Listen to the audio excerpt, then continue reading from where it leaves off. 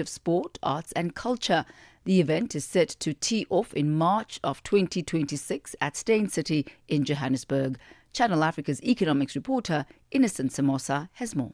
Live Golf is coming to South Africa, and it's bringing some of the sport's biggest stars, including John Ram, Cam Smith, and home favorite Louis Oosthuizen, who will be leading his All-South African Stranger GC. But beyond the headline names, the question is, will this partnership translate into real opportunities for township economy and rural youth who aspire to break into golf? Masha Kumere is the corporate brand director of South African Breweries.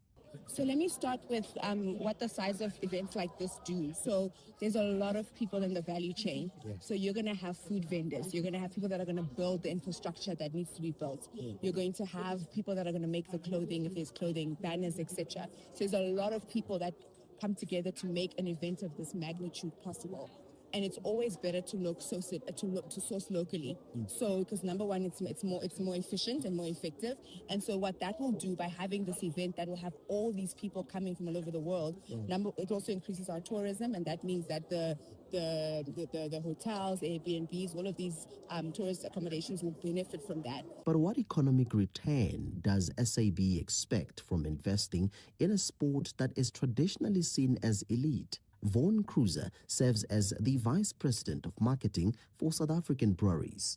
Yes, absolutely. I mean, we have a wide range of sponsorship platforms. We don't measure their return, say, even on a event-by-event basis. We look at them as platforms with long-term returns. If you look at our partnership with the Springboks, it's 42 years. Bafana, 32 years of unbroken service. So, Live Golf, as long as that tournament, is popular and doing all these great things, I think it's a wonderful platform. So I'm looking for a great fan experience. It's already a very natural fit with our product.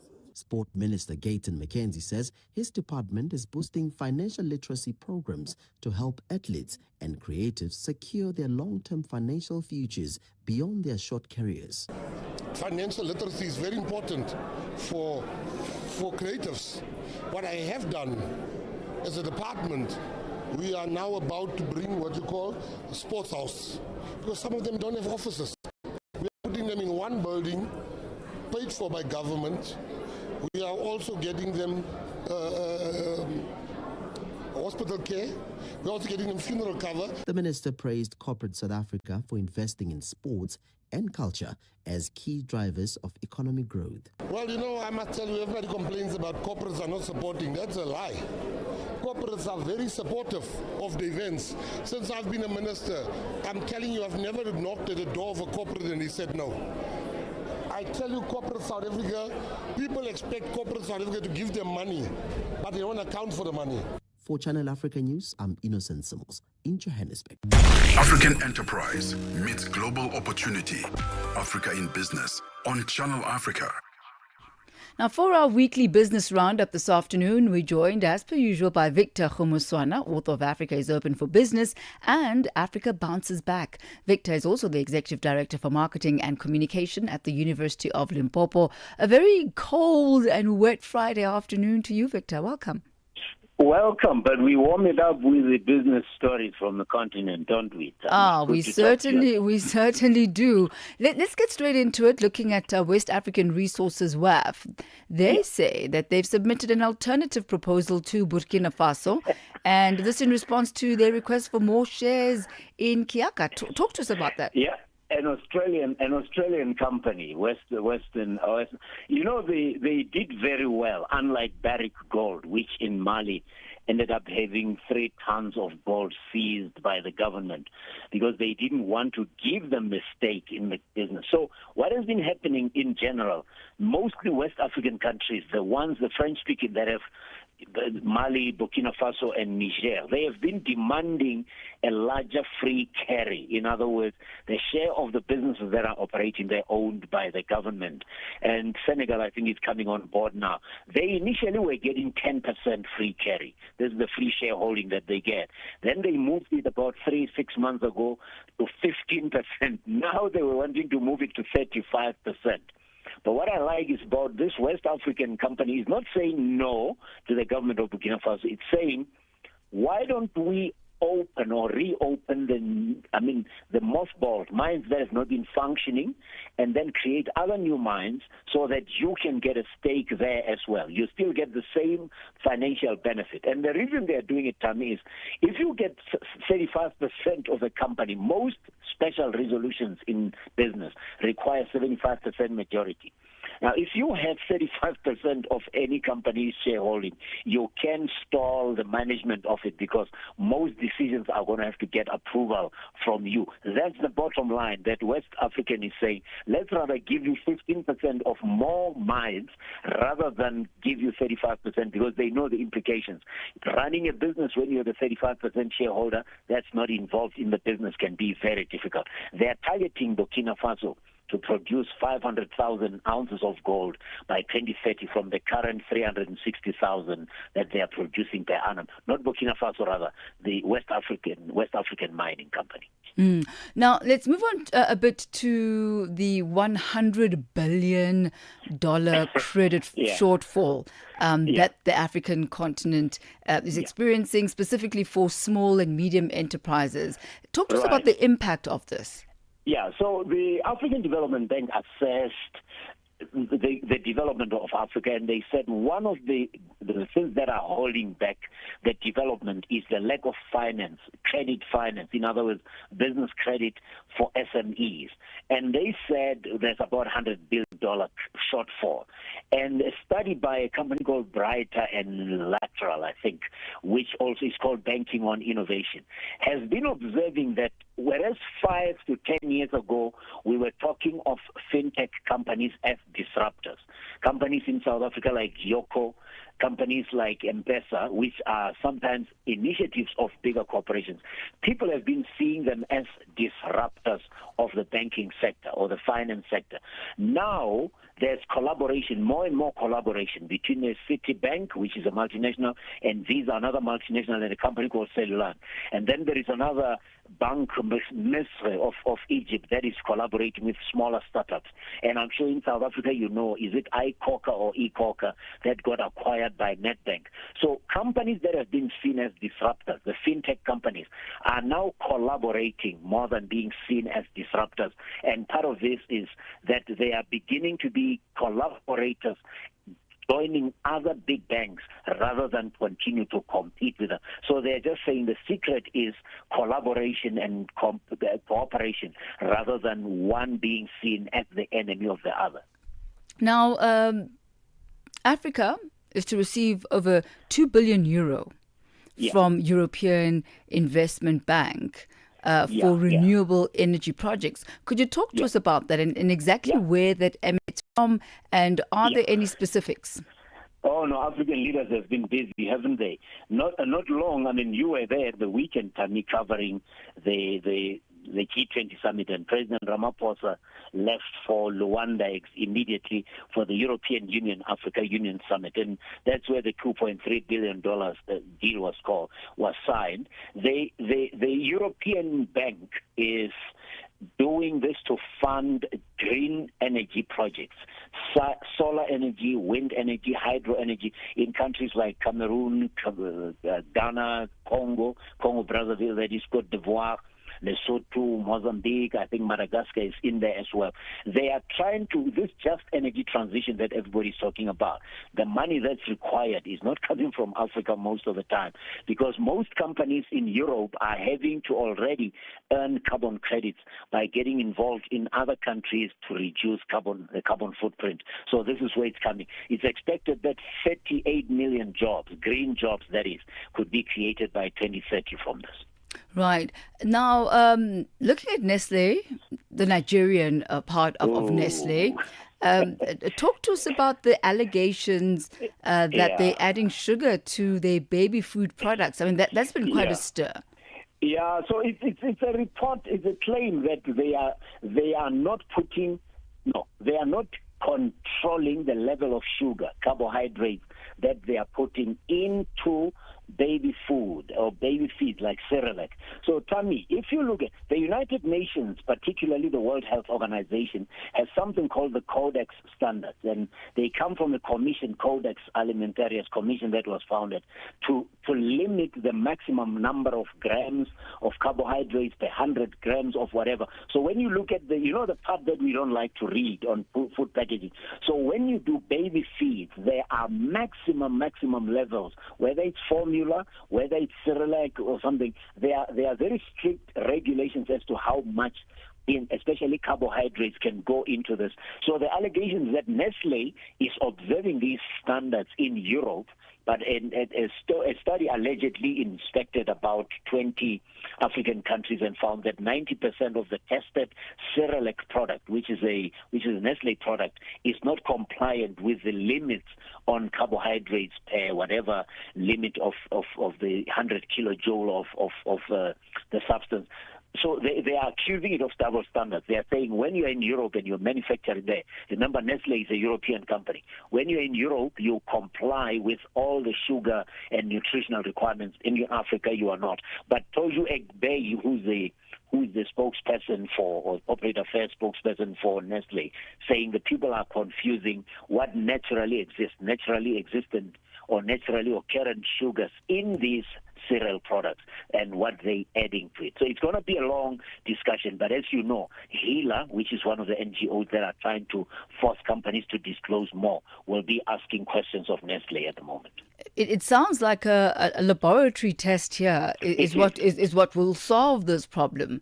It is, definitely it is. Unfortunately, do you stop and I actually went online to check the standards. The limitations are strict. They're saying, for example, per 100 per gram of this, you must not have more than 3.0 grams per 100 kilocalories. So it's per 100 milliliters of every one of these baby formula. You must not have more than this.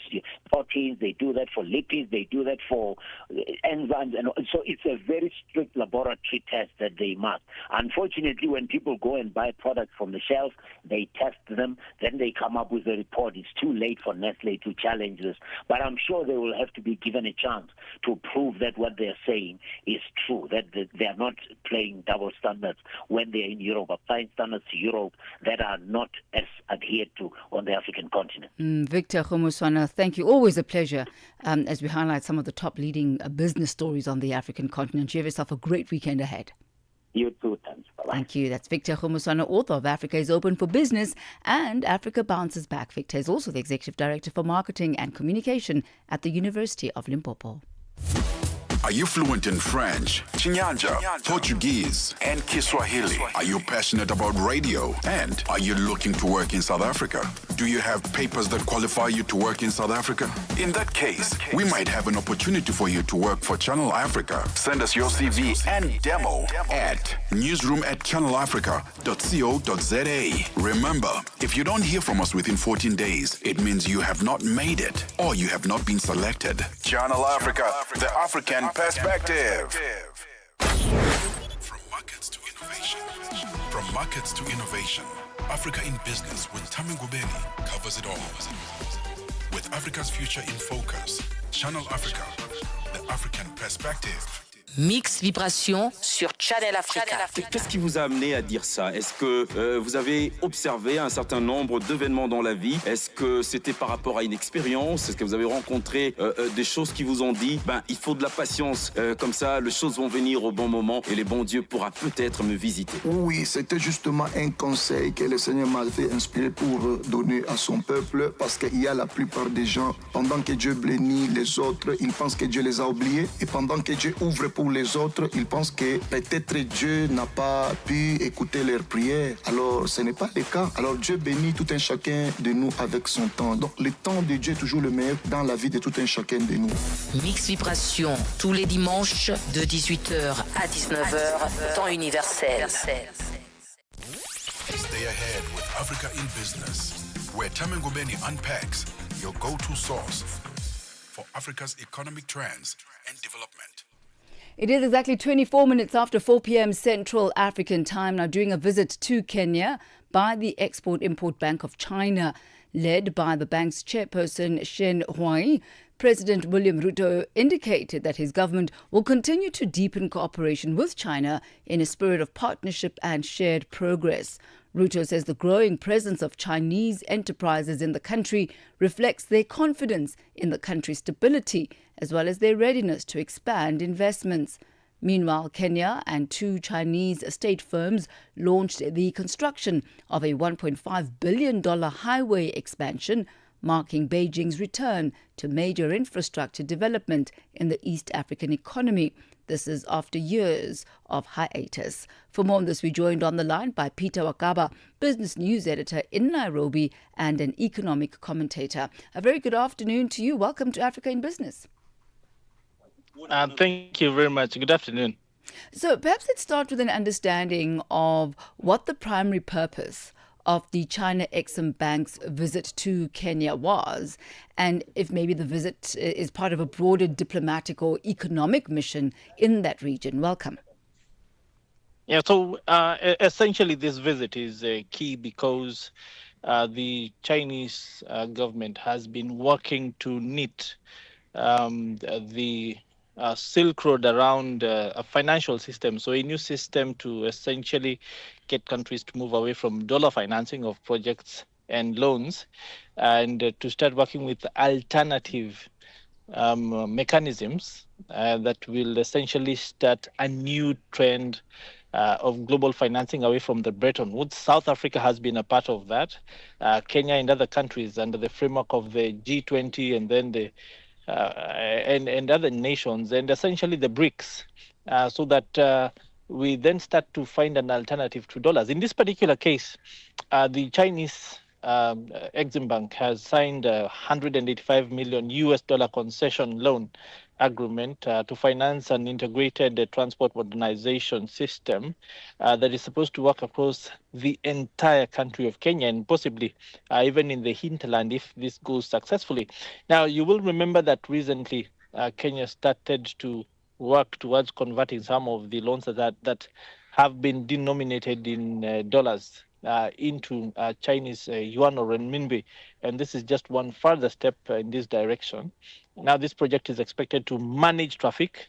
Kenya is known for its chaotic traffic across its various cities, especially because the rule of law, lack of traffic lights, government corruption, policemen on the highways, that sort of thing, interrupting traffic flow, and thus slowing it down for investors so that the amount of time taken for goods containers from the port of Mombasa into the African hinterland significantly impacted to the point where it has become a major point of conversation towards improvement of the Pan-African trade.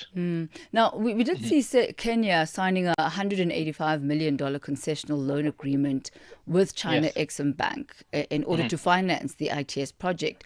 It is a flagship initiative and it's largely designed to improve traffic coordination. Will this loan to fund the construction of a $1.5 billion highway expansion that was announced earlier today? Yeah, so this is a very interesting project in that it's taken off 3 other times before and fallen flat on its face, so fallen apart. The first time it was under American financing. Feasibility study was done at the World Bank and the contract given out, but government and Bretton Woods were unable to agree to financing. The second time it was done under French concessional financing, the French Development Bank and associated companies, again fell flat because they did not agree to terms. So in this particular time, government has taken a different approach and gone through the public-private partnership sort of initiative. So it's a privately arranged deal between 2 different Chinese conglomerates and the government of Kenya that will enable them be able to source financing themselves, about $1 billion US, so to say. The project has been divided into 2 different tranches that then will be delivered by several different companies. And this is interesting because this approach has meant that because government is not taking this loan itself, it can then leave the burden of figuring out the financing aspect, which has been troublesome before, to private entities, which in this case will be backed by the Chinese Exim Bank and large Chinese corporations and banks, essentially the government of China. And then, of course, to operate this over a period of maybe 40 to 50 years and then deliver the project to Kenyans after recouping the cash. Are there any concerns around debt sustainability? And I ask this given Kenya's current fiscal pressures. Yes, definitely. And it's the reason that this has been a privately engineered deal. So taking a PIP approach where you have a privately initiated proposal for the roads. The first proposal that was put forward fell apart because they felt that it wasn't done in the correct fashion. Privately arranged deal that had been brought forward by an American organization, and later the French also fell flat because they thought that the terms were a bit exorbitant. In this case, because there is a Chinese government rule that says that the government of China will not guarantee anything above 1 billion shillings for a single project. The project has been cut into two different chunks and given to two different companies, which makes it easier to supervise and essentially meaning that it can now go forward. And because the cash is not going into the debt register, in this case, the financing, it is privately funded. So these companies will take on that debt themselves and make their money back from charging at all. It then does not directly impact Kenya's debt status. Peter Wakaba, thank you so much for that update regarding this $1.5 billion financing. Asante sana. Asante sana. That's Peter Wakaba, business news editor in Nairobi and an economic commentator. He takes us to exactly 4:30 p.m. Central African time. Let's head over now to the markets, where Buntle Hedbush is standing by with your latest market indicators. Business news on Channel Africa. The African perspective. Thanks, Tammy. Good afternoon. And our final look at the indicators this afternoon. $1 is trading at 17 Rand 14 in South Africa. In Botswana, it's trading at 13 Pula 45. Namibia, 17 Namibian dollars 14. And the Zambian kwacha is trading at 22 kwacha 86 this afternoon. In Kenya, the dollar is trading at 128 shilling 81. Ethiopia, 153 birr 74. In Uganda, it's 3,604 shilling. And in Tanzania, it's at 2,460 shilling. $1 in Nigeria is trading at 1,443 naira. In Egypt, the dollar is trading at 47 Egyptian pound 62. Tunisia at 2 dinar 93, while Algeria is trading at 129 dinar 60. In Morocco, the dollar will cost you 9 dirham 17. Angola, it's trading at 912 kwanza, while the Congolese franc is trading at 2,180 to the US dollar this afternoon. Looking at commodities, gold is trading at $4,171 per ounce, platinum at $1,637 per ounce, while the price of Brent crude oil is at $62.42 a barrel. And that's the indicators. For any business stories you'd like to share with us, please do send us an email to newsroom@channelafrica.co.za or give us a call on +27 11 714 4459. For the Channel Africa Business Desk, I am Buntle Hedbush. Business news on Channel Africa. The African perspective. And for the latest from the business of sport, a very good Friday afternoon to you, Musebudi Makura. Sports on Channel Africa. The African perspective. Thank you so much, Tam. A very good afternoon from the Sports Desk. So the Tanzanian Premier League could become a viable destination for players plying their trade in the South African PSL. That's according to former Yanga as well as Simba CEO Senzo Mbata.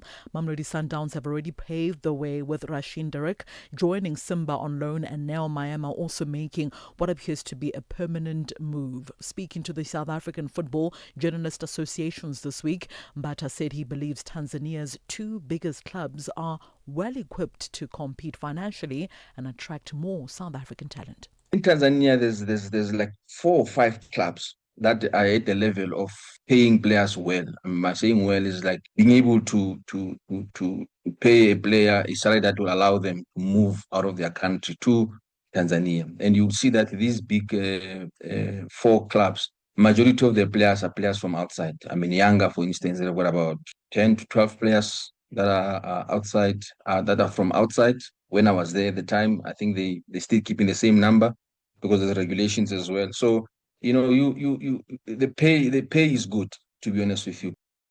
Now, Mbata does, however, concede that while Tanzanian football continues to improve in structure as well as professionalism, it still demands players with strong mental resilience given its volatile nature. I'm sure with the upcoming AFCON and the chain that has passed, the training facilities and the attitude towards professionalism is also improving. So I don't think that players moving to Tanzania, they'll struggle that much. But, it has its own challenges, Tanzania.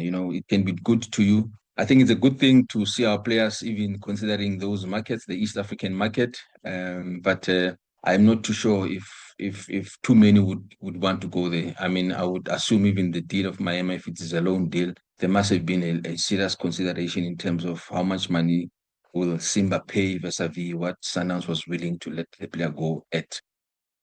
Mbata further also speaks about the recruitment process when it comes to Tanzanian Football League as opposed to what we see in the South African PSL. The type of players that goes to also those markets are usually players that are at the peak of their careers towards the end of their careers. You hardly find young up-and-coming players going to those markets because it's a quick fix arrangement that those clubs want. They don't want a player that still young, he's a promising, they want a very well-known player. He's played for Sundowns. Oh, he's good. We want him. He must come.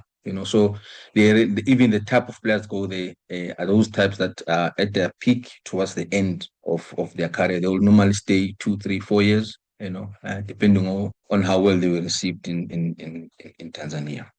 And finally, a legal battle over plans to almost triple the size of the Wimbledon tennis site is to be taken to the Court of Appeal by local campaigners. Now, plans were approved by the Greater London Authority in September of 2024 for the All England Lawn Tennis Club to build 38 tennis courts and an 8,000-seat stadium on the former Wimbledon Park Golf Club in West London. Now, Save Wimbledon Park, also known as SWP, said it was delighted to be able to appeal and also described their challenge as a David versus Goliath struggle. Now, Altec said the plans will create a permanent home for the Wimbledon qualifying competition and also deliver 27 acres of beautiful new parkland. In a court order, Lord Justice Holgate said the group's arguments merit review by the Court of Appeal. In July, SWP's High Court legal action against the GLA over its decision to grant planning permission for the expansion was dismissed. And that's a wrap from the sports desk at the Sawa. For any sports stories you'd like to share with us, our email address is newsroom@channelafrica.co.za. Remember to also give us a call on +27 11714 4459. Have a great sporting weekend. For Channel Africa Sport, I am Musibudi Makura. Tammy, it's back to you. Sports on Channel Africa. The African perspective. Connecting Africa to the world. Africa in Business with Tammy Ngubeni brings you the latest insights on Africa's economy. Thank you to Buntle Hedbosh and Moseburi Makura. They take us to exactly 4:38 Central African Time. Now, the president of the South African Local Government Association, SALGA, Stofile, has called on the national and provincial government to strengthen working relations with municipalities in order to improve their capacity for better service delivery. Stofile was speaking at the 2025 SALGA National Members Assembly in Durban during the first day of a 2-day conference. The assembly brings together leaders from all 257 municipalities in the country. It is aimed at shaping policies, strategies and innovation for good governance and quality service delivery throughout all spheres of local government. Nonjabulo Mtungwa Makamo reports. The Salga National Members Assembly is a key forum where leaders from municipalities across the country come together to strategize on policies and innovations that will drive long service delivery. Officials are hoping solutions agreed on will help address the current state of municipalities. Recent findings by the Auditor General revealed that more than half of the country's municipalities failed to comply with consequence management legislation. President of Salga, Stofile, says the focus should be on stimulating economic growth and building revenue base of municipalities. Service delivery and the economy are twin brothers, and you won't have financial resources to render service if the economy is not growing. And that is why, therefore, it becomes critically important with that, and that is why we are going to focus into that conversation today. Electricity, water, reticulation and distribution is the function of a municipality. Now, if you then bring other players to it, how will the outlook of the revenue of the municipality look like?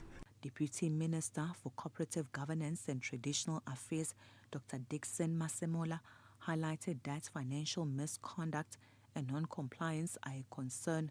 He says struggling municipalities need to be assisted as they are a key to stimulating the economy, which will in turn lead to job creation and poverty eradication.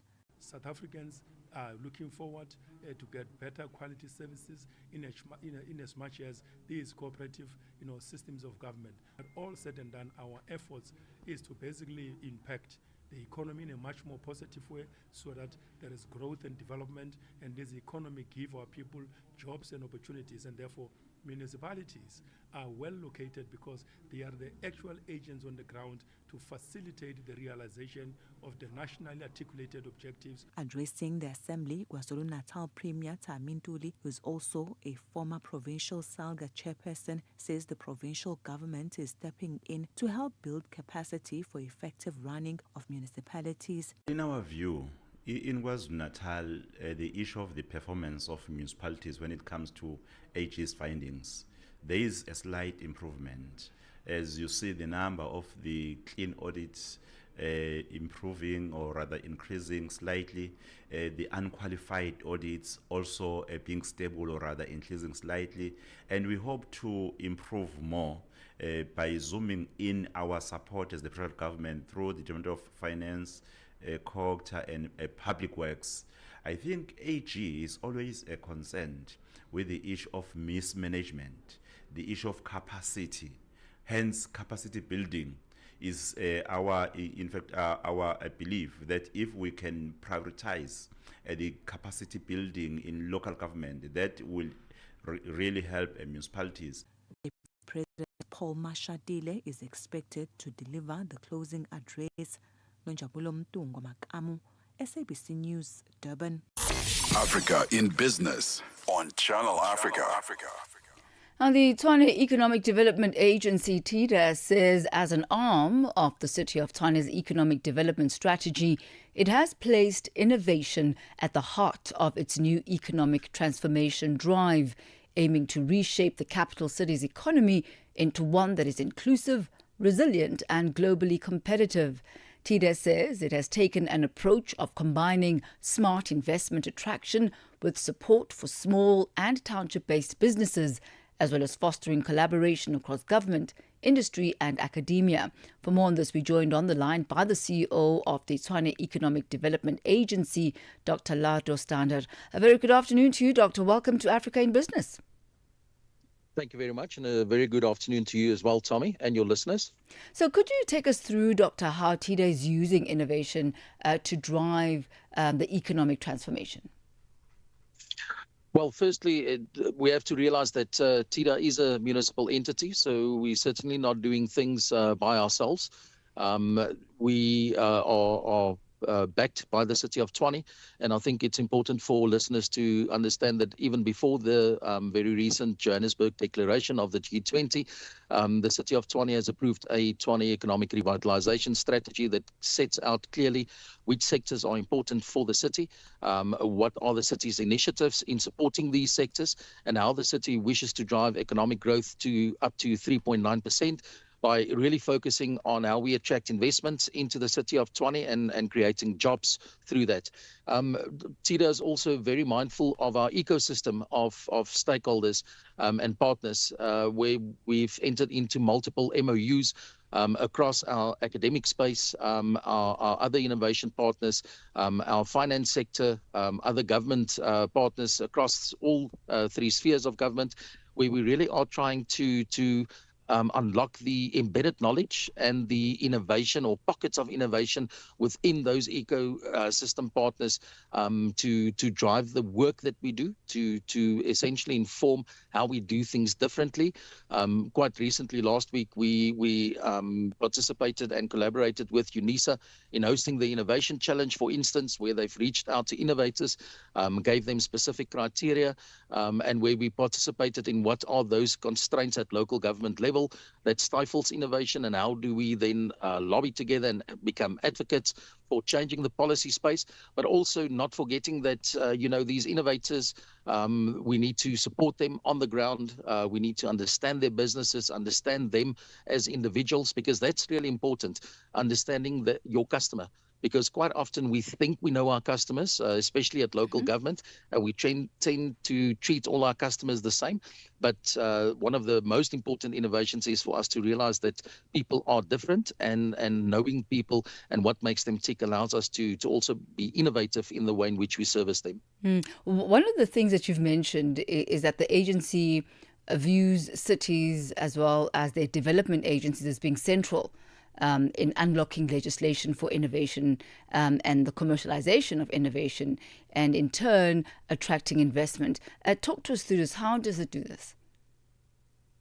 I'll take you back to the Innovation Festival, where we heard from, for instance, private companies that are on the forefront or the cutting edge of innovation within the medical isotope space, and what legislative barriers they face to get where they are.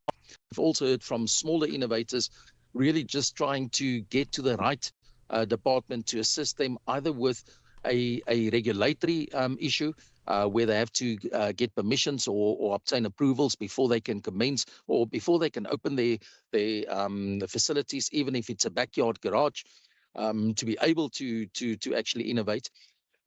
And together with research organizations like the Water Research Commission, for instance, and the research division of the DTIC and our university spaces. And we are blessed as the capital city to have 4 really research-intensive universities who understand the space. They each have their own technology transfer office, and they each have their own view on IP and are very active within supporting the innovation space. We try and understand, does the characteristic of local government being very structured, being very rigid, being very open to scrutiny, especially by the AG. We heard the Deputy President mention the AG in his closing address. Does this characteristic of local government really provide a conducive environment within which innovators can innovate? And we believe our ecosystem does. As we include the university spaces and a whole bunch of private incubators and other funders who share the passion and the excitement for innovation, we believe we can address and propose changes to legislation at the local government level, as well as then filtering through to provincial and national, to really unlock the value that innovation is supposed to be bringing to our country. What we find, Doctor, is that a number of cities do tend to struggle with the Municipal Finance Management Act, as well as the Public Finance Management Act, and complying with those. How can the commercialization of innovations and various strategies assist in navigating the challenges posed by the legislative frameworks, which then tend to be barriers for some?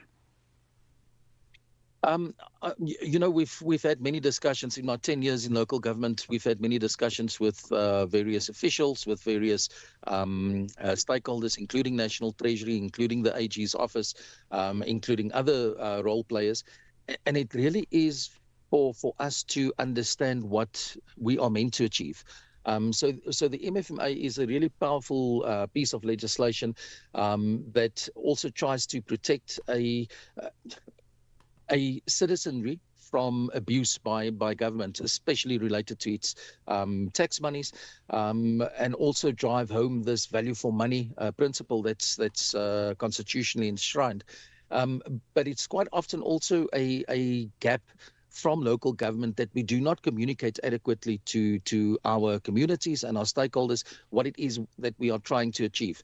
I'll give you a very practical example. 2 weeks ago, my team and I went out to Winterveld, which is a predominantly rural and agricultural area to the north of Tshwane, still within the borders of this huge city that is known as City of Tshwane.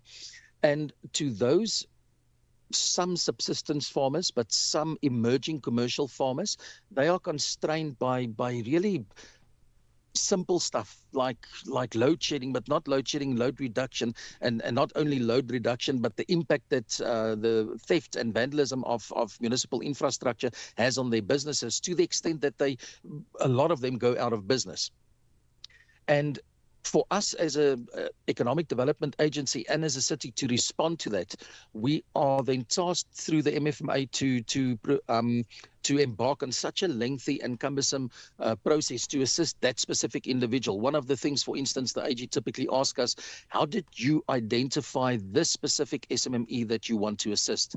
And if you don't have preset criteria and conditions and frameworks and policies in place to be able to assist that SMME, you typically run the risk of incurring the wrath of the AG through a through a finding that says, but this has been either irregular because it didn't follow a predefined policy process, or this has been fruitless because you didn't really extract value for the citizens of Tshwane or for the taxpayer at large, but you have actually changed the life of that SMME. And it's a very fine balance to say, how do I change the city? As our executive mayor likes to say, one by one, how do I change the life of that SMME who can then go and employ more people, grow a business, really get a footprint in the market, and still balance that with the required and necessary checks and balances that the system requires from us. We'll leave it at that for this afternoon, Dr. Stander. Thank you so much for your time, as well as, I guess, all the work that you're doing as far as advancements are concerned within the city of Tshwane. We thank you for joining us today. Thank you very much. I appreciate it. Thank you. That was the CEO of Tshwane Economic Development Agency, TIDA, Dr. Lado Stander. He takes us to exactly 4:51 Central African time. In just a moment, we'll get an update of what's coming up on VuesdAfrique. Africa in Business on Channel Africa. We say bonjour to you, Madame VuesdAfrique, Joelle. Bonjour à toi, Tammy. Bonjour à tous les auditeurs de Channel Africa sur VuesdAfrique. On parlera du coup d'envoi ce vendredi 28 novembre de la campagne électorale en Guinée. Et nous parlerons également de la Tunisie, des peines de prison allant jusqu'à 45 ans prononcées dans le procès pour le complot d'État. Voilà, c'est en Tunisie, je l'ai dit. Et en sport, avec Jolino Sungu, nous parlerons notamment de la deuxième journée de la Ligue des champions de la CAF. C'est en football. Merci, Tammy. Merci beaucoup. Coming up in about 8 minutes time or so, it's VuesdAfrique on Channel Africa. Mix Vibration sur Channel Africa. Qu'est-ce qui vous a amené à dire ça? Est-ce que vous avez observé un certain nombre d'événements dans la vie? Est-ce que c'était par rapport à une expérience? Est-ce que vous avez rencontré des choses qui vous ont dit, il faut de la patience, comme ça, les choses vont venir au bon moment et les bons dieux pourra peut-être me visiter? Oui, c'était justement un conseil que le Seigneur m'avait inspiré pour donner à son peuple, parce qu'il y a la plupart des gens, pendant que Dieu bénit les autres, ils pensent que Dieu les a oubliés, et pendant que Dieu ouvre pour les autres, ils pensent que peut-être Dieu n'a pas pu écouter leurs prières. Alors, ce n'est pas le cas. Alors, Dieu bénit tout un chacun de nous avec son temps. Donc, le temps de Dieu est toujours le meilleur dans la vie de tout un chacun de nous. Mix Vibration, tous les dimanches de 18h à 19h, temps universel. Africa in Business on Channel Africa.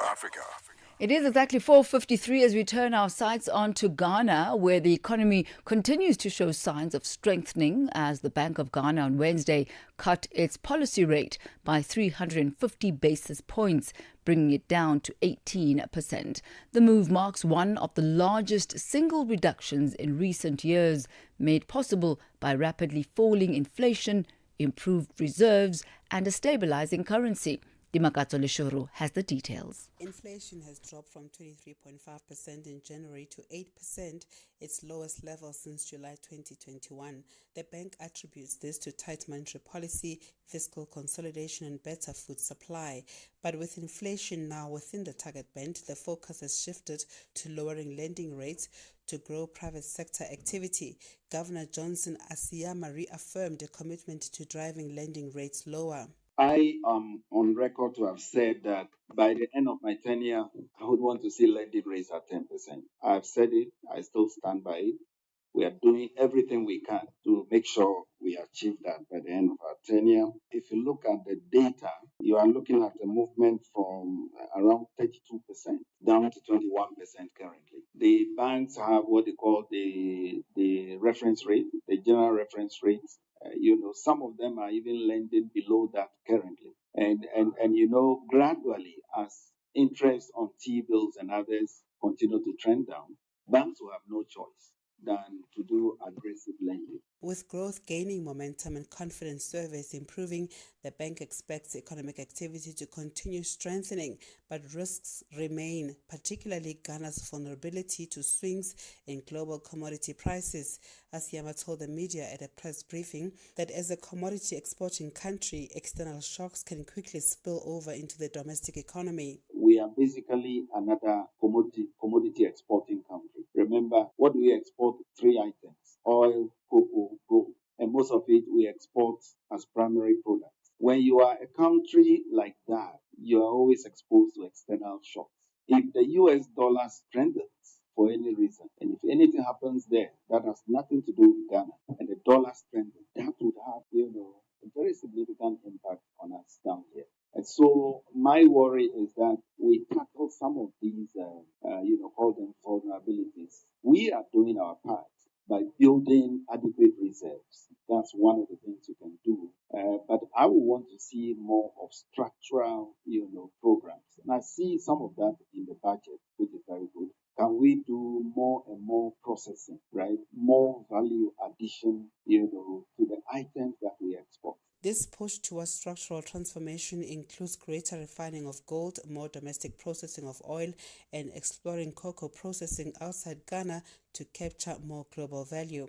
The governor hinted that these priorities will be pursued aggressively in partnership with the Finance Ministry. Asiyama also addressed concerns about Ghana's gold for reserve operations, clarifying misconceptions. So remember, Gold Board is just the PMMC as we used to have it, right? So it's our relationship to get, vis-a-vis the Gold Board. It's just like the relationship we had with PMMC. What we do is to ask Gold Board to purchase something for us, and then that something is exported.